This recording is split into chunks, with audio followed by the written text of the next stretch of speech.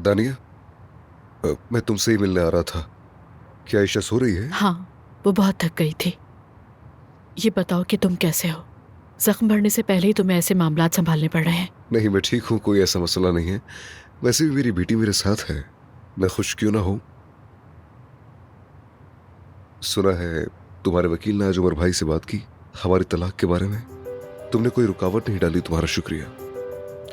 देखो, तुम फिर वही बात कर रहे हो। तुम हमेशा यही सोचते हो कि मसला मैं ही पैदा करूंगी। मैं सिर्फ अपनी बेटी के साथ खुश रहना चाहती हूँ अदनान, बस इतना ही। ये लो, पढ़ लो इसे। इसमें तलाक से मुतालिक सारी मालूमात है, तुम्हें कितना मुआवजा मिलेगा वगैरह वगैरह, हर चीज मौजूद है इसमें। बहुत शुक्रिया।